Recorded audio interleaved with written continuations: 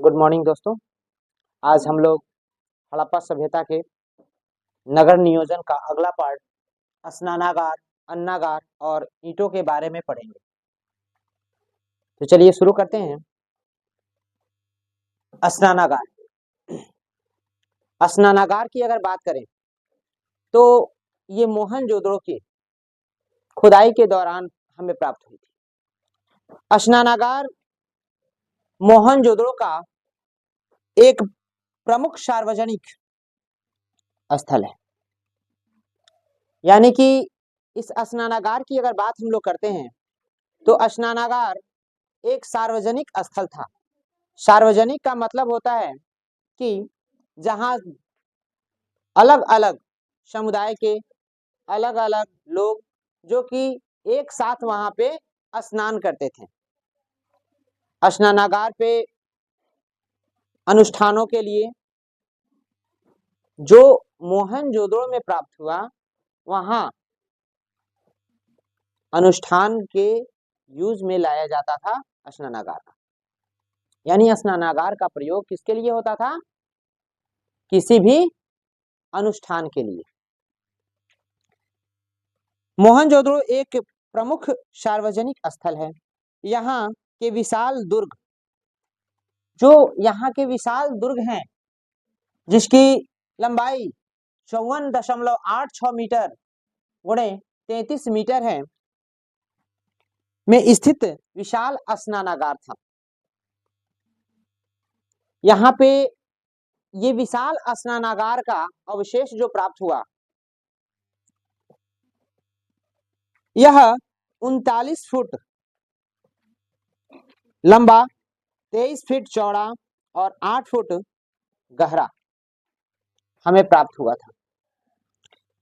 इसमें उतरने के लिए उत्तर एवं दक्षिण की ओर सीढ़ियां बनी हैं। स्नानागार का फर्श पक्की ईंटों का बना है। संभवतः इस विशाल स्नानागार का उपयोग अनुष्ठानिक स्नान हेतु होता होगा। हमने बताया कि मोहनजोदड़ो से जो स्नानागार प्राप्त हुए वह एक विशाल स्नानागार था, और इस विशाल स्नानागार में चढ़ने और उतरने की भी व्यवस्था थी। यानी सीढ़ी बनाई गई थी जिसमें स्नानागार में आसानी से नीचे आया जाता था और उससे बाहर निकला जाता था। और इसका प्रयोग लोग किस लिए अनुष्ठानिक का स्नान हेतु होता था। कहता है स्नानागार के चारों ओर कमरे तथा बरामदे थे। ये जो स्नानागार थे, इसके बाहर में कमरे भी बने हुए थे और बरामदे भी बने हुए थे, ताकि लोग स्नान करने के बाद में अपना जो कपड़ा होता है चेंज करने के लिए एक नियत स्थान बनाया गया था, ताकि किसी भी तरह की कोई परेशानी न हो। कहता है स्नानागार से जल के निकास की व्यवस्था थी एवं स्वच्छ पानी को एक कुएं द्वारा स्नानागार में लाया जाता था। इसमें से आज के स्विमिंग पूल की तरह क्या था? पानी लाने की भी व्यवस्था थी, लेकिन माध्यम क्या था? कुआं था।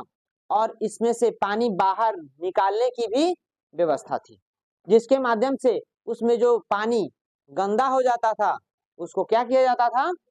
बाहर निकाल दिया जाता था। वस्तुतः यह स्नानागार तत्कालीन उन्नत तकनीक का परिचायक है।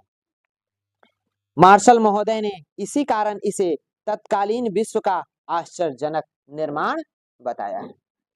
और मार्शल महोदय ने इसको आज के आधुनिक जो स्विमिंग पूल हैं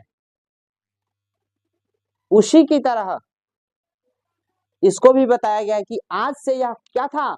उन्नत था। यानी आज से बहुत तकनीक वह पहले किया अच्छा था। तो ये था हम लोगों का क्या? स्नानागार। अगला है अन्नागार। अन्नागार का मतलब होता है जिसमें हम लोग क्या रखते हैं, अन्न रखते हैं, धान रखते हैं। हम लोग सब कोई अपने घर में धान रखते हैं कि नहीं, गेहूं रखते हैं, यानी स्टोर करते हैं उसको। तो स्टोर करने के लिए एक व्यवस्थित जगह बनाई गई थी।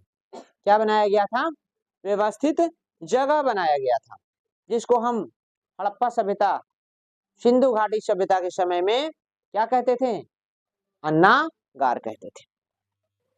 कहता है मोहनजोदड़ो में ही, कहां पे, मोहनजोदड़ो में ही 45.72 मीटर लंबा और 22.86 मीटर चौड़ा क्या मिला है, अन्नागार मिला है। हड़प्पा के दुर्ग में भी 12 धान्य कोठार खोजे गए हैं। हड़प्पा में भी 12 धान कोठार खोजे गए हैं।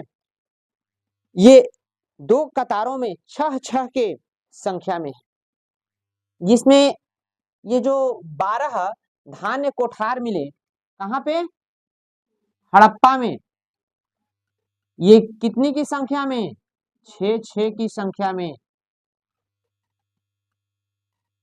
यानी 6 इधर, ठीक है, और 6 इधर, यानी ये कहां से प्राप्त हुए हैं, हड़प्पा से। 6-6 की कतारों में, 2 कतारों में 6-6 की संख्या में मिले हैं। ये धान्य कोठार ईंटों के चबूतरों पर हैं एवं प्रत्येक का आकार 15.23 मीटर गुणे 6.9 मीटर 09 मीटर है, सॉरी। कहता है अन्नागार में हवा जाने की व्यवस्था थी।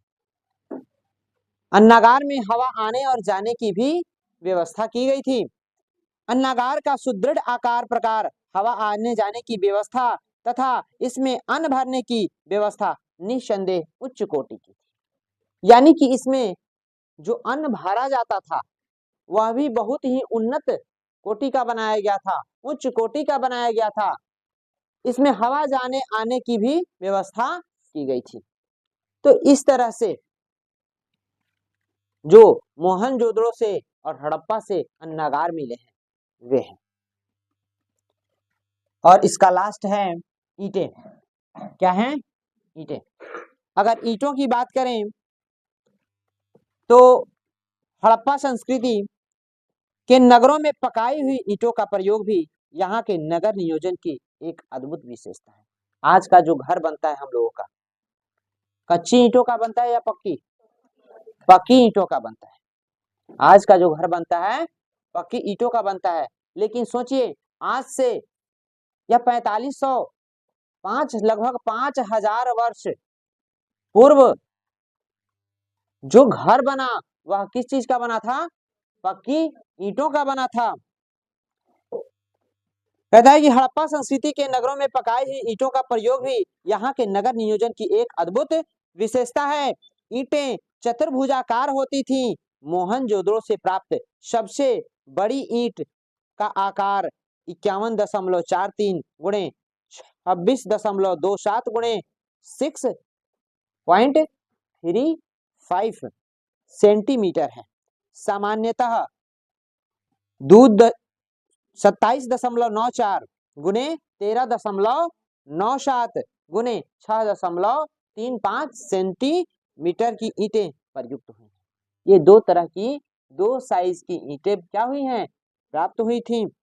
उल्लेखनीय बात यह है कि समकालीन हम बताए थे आप लोगों को, उसके काल की बराबर की सभ्यता, समकालीन मिस्र की सभ्यता में भी पकी ईंटों के स्थान पर धूप में सुखाई गई ईंटों का प्रयोग होता था। यानी मिस्र की सभ्यता में कैसी ईंटों का, पकी ईंटें नहीं थी, पकी ईंटों के स्थान पे धूप में सुखाई गई ईंटों का प्रयोग होता था। मेसोपोटामिया में यद्यपि पकी ईंटों का प्रयोग होता था, यह होता था किसमें, मेसोपोटामिया की सभ्यता में। मेसोपोटामिया में पकी ईंटों का प्रयोग होता था, किंतु काफी सीमित मात्रा में, बहुत कम मात्रा में। जितना मात्रा में हड़प्पा सभ्यता में पकी ईंटों का प्रयोग किया गया उतना किसी भी सभ्यता में पकी ईंटों का प्रयोग नहीं हुआ। इस प्रकार हम देखते हैं कि हड़प्पा सभ्यता का सर्वपूर्ण विशेषता यहाँ की नगर नियोजन प्रणाली ही। और बात करें हम हड़प्पा सभ्यता की नगर नियोजन की, तो कहता है कि सबसे सर्वोत्तम अगर व्यवस्था थी तो हड़प्पा सभ्यता की थी, अन्य दूसरी सभ्यता के अपेक्षा। अगर ईंटों के बारे में ही अभी बताया गया, तो ईंटें मिस्र में और मेसोपोटामिया में, मिस्र में तो सुखाई गई, धूप में सुखाई गई ईंटों का प्रयोग होता था, लेकिन मेसोपोटामिया में पकी ईंटों का प्रयोग होता था, लेकिन बहुत ही कम मात्रा में।